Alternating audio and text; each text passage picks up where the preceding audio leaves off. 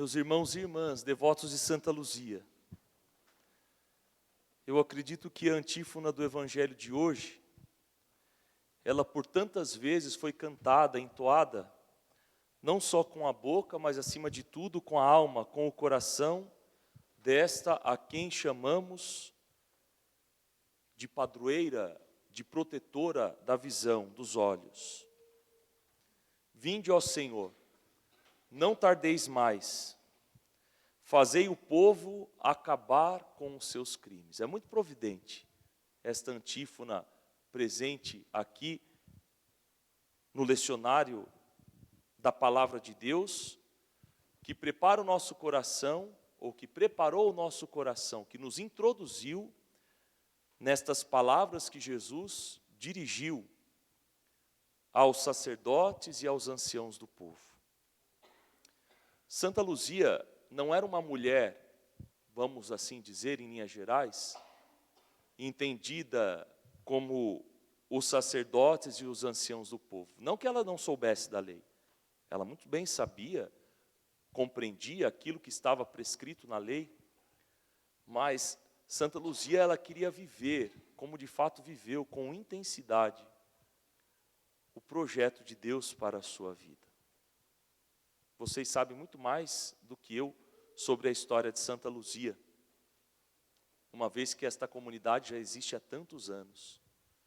Mas vamos recordar, ela era uma jovem bonita, de família que tinha muitas posses. Geralmente os santos, eles são de famílias que têm muitas posses, porque os verdadeiros santos reconhecem que as posses materiais não têm sentido nenhum. E assim Santa Luzia reconheceu. Tinha muitas posses, os seus pais tinham um projeto para a sua vida. Queria que ela se casasse com um homem, que era um homem muito querido, muito reconhecido pelo povo da época. Mas ele era um homem pagão. Luzia até poderia ter se casado. Vamos dizer aqui que não teria problema algum dela ter se casado. Mas aquele a quem, vamos dizer assim, estava ela prometida em casamento, ele era pagão, não conhecia Deus. E não tinha desejo algum de conhecer a Deus. Só que a alma de Luzia, o coração de Luzia, já estava totalmente entregue para Deus. Ela tinha convicção das palavras que tantas vezes, por este Brasil afora, o Monsenhor Jonas proclamou: ou santos ou nada. Ela queria santidade. Ela reconheceu na sua própria vida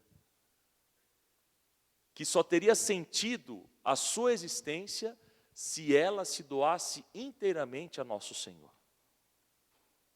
E é tão triste quando nós nos deparamos com alguns que se dizem filhos desta igreja,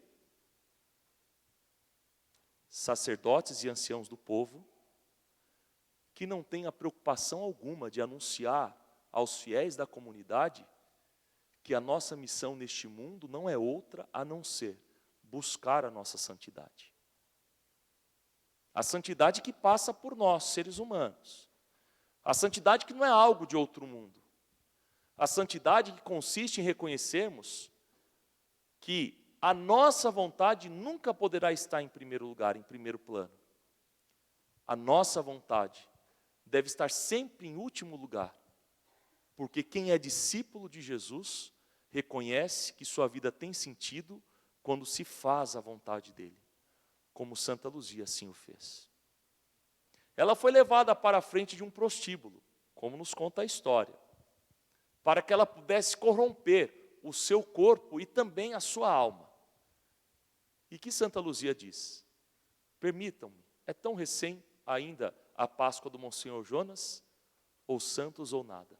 Ela preferiu a santidade. Tentaram de todos os modos, e ela não morria. Só perdeu ela sua vida quando fora decapitada. Uma espada foi tirada. Passaram-lhe essa espada no seu pescoço. A cabeça de Luzia, por assim dizer, se desconecta de seu corpo, mas a sua alma está totalmente impregnada de Deus. E, portanto, ela escolheu a melhor parte. Por que não dizer, ela escolheu o todo da parte? A parte inteira. Ela escolheu a totalidade da sua existência, o sentido que trazia para a sua existência. Ela escolheu a Deus. E por isso, ao derramar o seu sangue, ela pôde viver essa experiência de contemplar a face de Deus. Porque enquanto aqui caminhou, fez a vontade dele. E não teve medo, não negou a sua fé. Isso aconteceu por volta dos anos 300, depois de Cristo.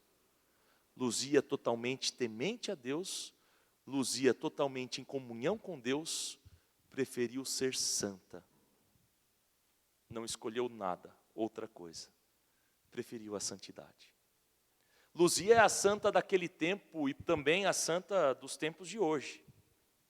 Luzia e tantos outros, Monsenhor Jonas, um grande profeta, que pôde reconhecer que a sua vida tinha sentido e somente hoje, até partilhava com a Fernanda, eu caí em si e entendi o motivo pelo qual aquele sistema televisivo é chamado de Canção Nova. Não só o sistema televisivo, rádio, mas a comunidade, Canção Nova. Porque quem é de Deus é chamado a entoar esta canção nova. Esta canção nova que não brota de nós, mas essa canção nova que brota do coração de Deus, que atinge o nosso coração, a ponto de nós reconhecermos que a nossa vida tem sentido quando nós vivemos a comunhão, quando nós vivemos a beleza de ser igreja, quando nós somos fiéis ao magistério e à doutrina desta igreja que não é nossa, mas que é de Cristo. Quando nós defendemos a fé católica, quando nós não estamos preocupados com os nossos critérios, quando nós procuramos ser uma igreja de fato, a igreja que está presente no coração de Jesus, esta igreja que nasceu de seu lado, esta igreja que Luzia tanto amou a ponto de entregar a sua vida, negando todas as coisas do mundo e sendo fiel a Deus até o momento de sua morte. Eu sou feliz, deve ter dito Luzia, porque perdendo a vida aqui, eu vou com alegria ao encontro do meu esposo, do amado da minha alma, do amado da minha vida, daquele que me chamou e eu não resisti, daquele que disse o meu nome e eu me entreguei, daquele que não me ofereceu nada neste mundo, nenhuma riqueza, a não ser aquele que prometeu estar comigo. É por isso que Jesus, ele faz questão de se dirigir a esta cambada de sacerdotes e anciãos do povo. Que Deus nos livre, diáconos e seminaristas, de sermos como essa raça, que infelizmente ainda continua muito presente na comunidade, na igreja, que fala de pobreza de uma maneira tão bonita, mas que vivem como o próprio Satanás por detrás, porque não vivem absolutamente nada daquilo que pregam. Jesus tinha a sensibilidade de perceber a dureza do coração dessa gente. E eu digo diretamente a nós, porque quando falam aqui de chefe dos sacerdotes e anciãos do povo, era essa raça que estava ligada ao templo, que não viviam o sacerdócio de Jesus, que não vivia a beleza do serviço e do verdadeiro sacerdócio. Este sacerdócio que nós recebemos pela graça do batismo e que alguns recebem e receberão mais intimamente para se configurarem a Cristo. Jesus assim diz, que vos parece? Ele conta como uma parábola. 2 filhos. O pai que faz o pedido para o primeiro filho e este que imediatamente aceita fazer aquilo que o pai está lhe pedindo. Nós podemos perceber aqui, quando eu digo que este primeiro aceita, porque na realidade a sua boca fala, num primeiro momento, não quero, mas o seu coração está repleto das coisas de Deus. Vamos aqui partir deste princípio, desta realidade mística. Alguém que fala algo com a boca, mas que o coração, bendito seja Deus, é inclinado a fazer, a atender o pedido do Pai. Ele diz não quero, mas depois muda de opinião. Logo em seguida, o pai se dirige a outro filho. Este outro filho, para ser um bom moço, para mostrar que ele estava fazendo tudo para agradar o pai, eu vou, Senhor. Mas ele não foi. Ele falou com a boca, ele deu sua resposta positiva, mas a sua alma, o seu coração, estava totalmente desconectado das coisas do Pai. Às vezes na comunidade, nós queremos fazer as coisas para agradar a Deus. Eu acho que eu não vou cometer nenhuma heresia dizendo isso. Deus não precisa do nosso agrado. Deus, Ele quer nos salvar.